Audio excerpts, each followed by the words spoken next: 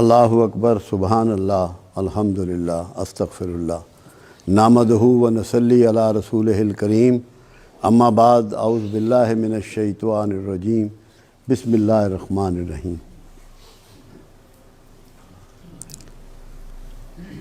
زکریا علیہ السلام کو کہا گیا کہ عمران کی بیٹی حضرت مریم کا خیال رکھا کرو، اس کی دیکھ بھال کیا کرو۔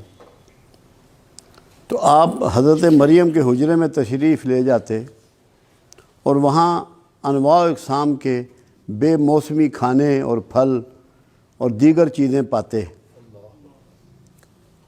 تو مریم علیہ السلام سے زکریا علیہ السلام سوال فرماتے کہ مریم یہ سب کچھ کیسے ہوتا ہے، یہ کہاں سے آتا ہے؟ تو مریم فرماتی جو اللہ چاہتا ہے وہ کرتا ہے، جو چاہتا ہے وہ دیتا ہے، جس کو چاہتا ہے اس کو دیتا ہے۔ تو یہ رحمت کا نزول جب وہاں ہو رہا تھا تو زکریا علیہ السلام نے بیٹے کی پیدائش کی دعا اسی مقام پہ کھڑے ہو کے کی جہاں یہ رحمت اللہ کی برس رہی تھی۔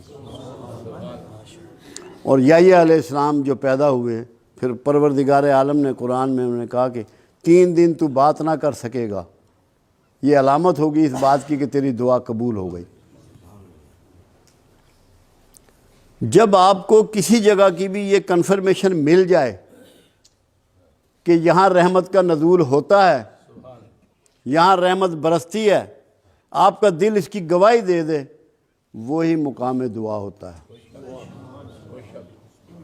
اگر آپ یہاں آتے ہیں اور اس وہمے کے ساتھ آتے ہیں کہ یہاں رحمت اور برکت کا نزول نہیں ہے تو کوئی دعا نہ کرے۔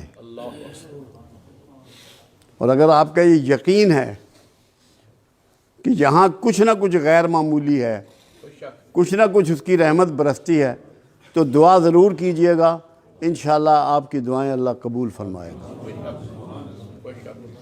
ایک تو یہ میں نے بات کرنی۔ دوسری بات یہ ہے کہ قرآن ہمیں یہ سکھاتا ہے کہ کیا ہو گیا ان لوگوں کو کہ جو اپنی جانوں پر ظلم کر بیٹھے ہیں، کیوں نہیں میرے رسول کے پاس جاتے اور درخواست گزار ہوتے کہ ہمیں اللہ سے بخشش لے دو، اور رسول تمہارے لیے بخشش مانگے اور میں بخش دیتا۔ کیا یہ اسی زمانے کے لیے بات تھی؟ محدود بات تھی؟ یہ قیامت تک کے لیے ہے، کیونکہ جب قرآن میں مینشن ہو گئی، قرآن کی بات، قرآن کا رول بعد از قیامت بھی ہے، یہ ہمیشہ کے لیے معاملہ طے ہو گیا۔ جب آپ درود شریف پڑھتے ہیں، جب سرکار پہ سلام بھیجتے ہیں تو آپ کی بات پوری پہنچتی ہے، مگر ہمیں کرنا کیا ہے؟ پہلے ہمیں اس بھید کو سمجھنا ہے۔ جو رسول اللہ پسند کرتے ہیں ہمیں اسے پسند کرنا ہے،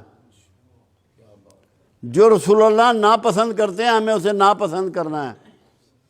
خالی کھلی کام نہیں چلے گا کہ آپ یہ سمجھیں کہ بس آپ کی دعائیں قبول ہو جائیں گی، آپ کی بخشش ہو جائے گی۔ آپ کو رسول اللہ کے گروہ میں شامل ہونا پڑے گا۔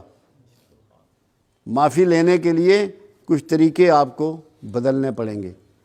حالانکہ اللہ کے حبیب صلی اللہ علیہ وسلم نے اس کی نشاندہی فرما دی کہ ایک ایسا زمانہ آئے گا، لوگوں نے نہ مجھے دیکھا ہوگا نہ میری آواز کو سنا ہوگا، مگر مجھ سے محبت کرتے ہوں گے۔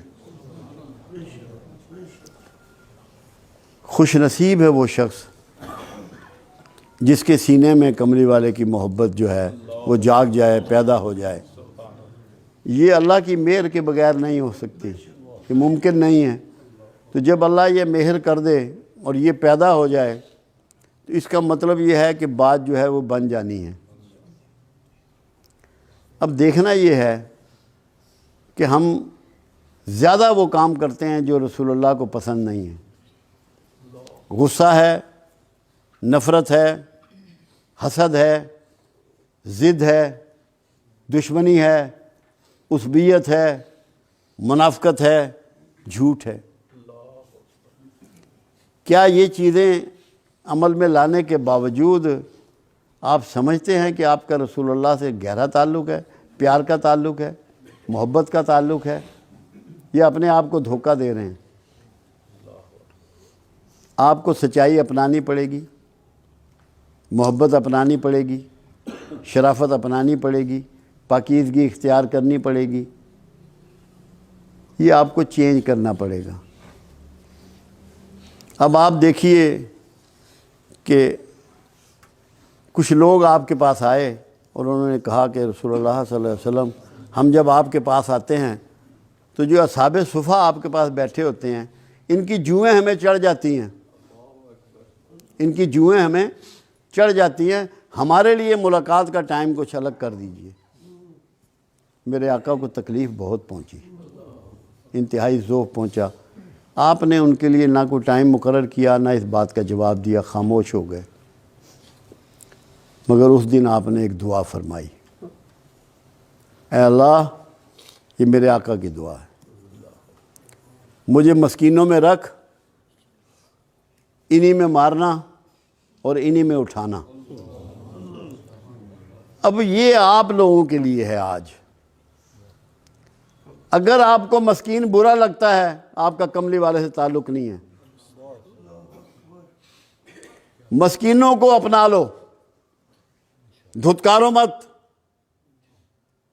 گندے کپڑے والے کو اپنے سے دور مت کرو،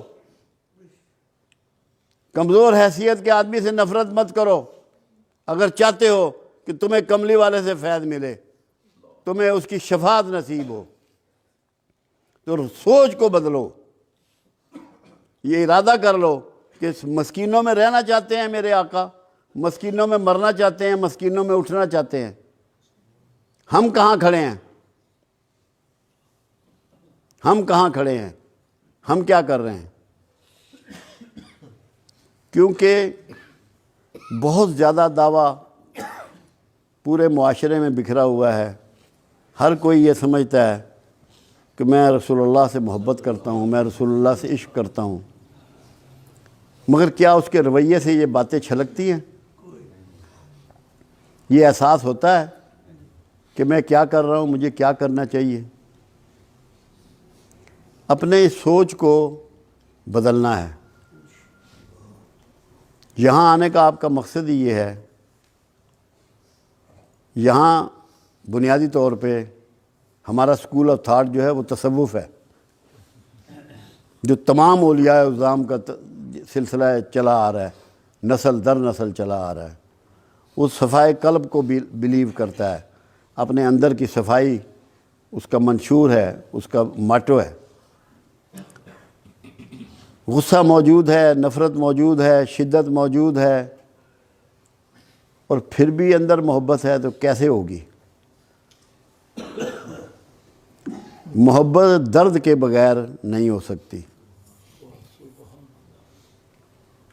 جب اللہ کے رسول صلی اللہ علیہ وسلم راتوں کے کھڑا ہو کے امت کی بخشش کی دعائیں کرتے ہیں، امت کی عافیت کی دعائیں کرتے ہیں، امت کی مغفرت کی دعائیں کرتے ہیں، کیا یہ بغیر درد کے ہے؟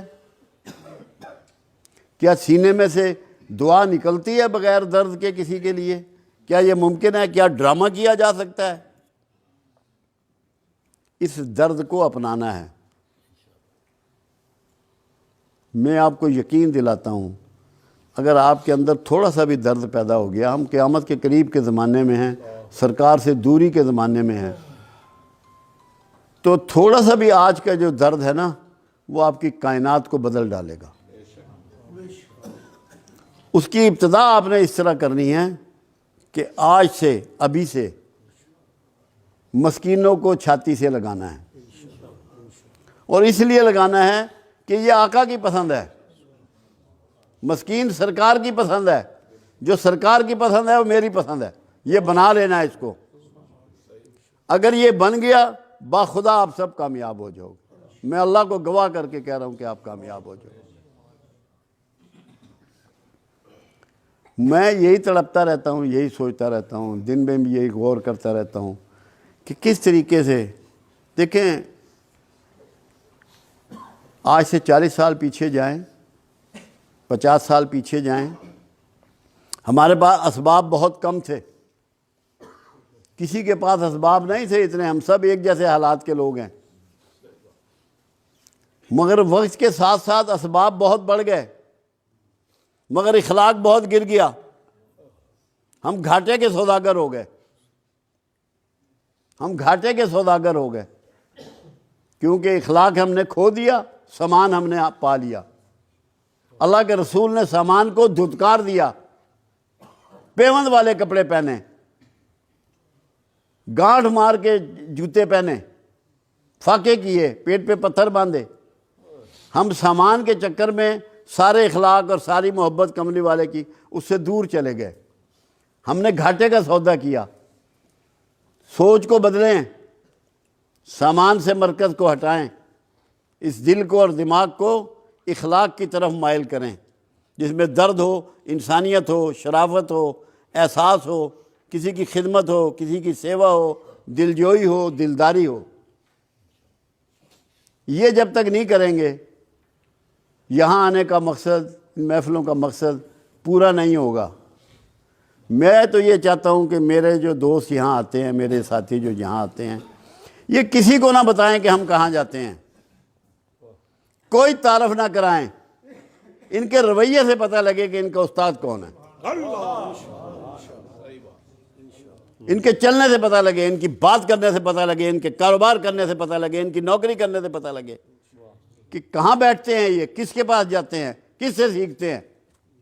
اگر یہ نہیں ہے تو میں بھی غلطی پہ ہوں اور آپ بھی غلطی پہ ہیں۔ چسکا نہیں لینا، بابا جی نے بڑی گال کی تھی، اس کا کوئی فائدہ نہیں۔ جو آپ کے سینے کو چیر دے، بات وہ ہے، اندر احساس پیدا ہو جائے، اندر جاگ جائے آپ کا، میں پتہ ہو تنہائی میں اسی لیے ظفر صاحب، آج مجھے ٹیلی فون پہ صبح بات ہو رہی تھی منڈی باؤدین، کہنے لگے آپ نے جو فارمولہ دیا ہے اس پہ میں غور کرتا ہوں تو حیران رہ جاتا ہوں۔ میں نے تقوی کے لیے ان کو یہ سمجھایا تھا کہ تقوی وہ ہے، متقی وہ ہے جس کی تنہائی پاکیزہ ہے، جس کی تنہائی پاک ہے۔ اگر آپ کی تنہائیوں میں خیالات اچھے نہیں ہیں تو آپ متقی نہیں ہیں۔ تو یہ سمجھنے کی چیزیں ہیں۔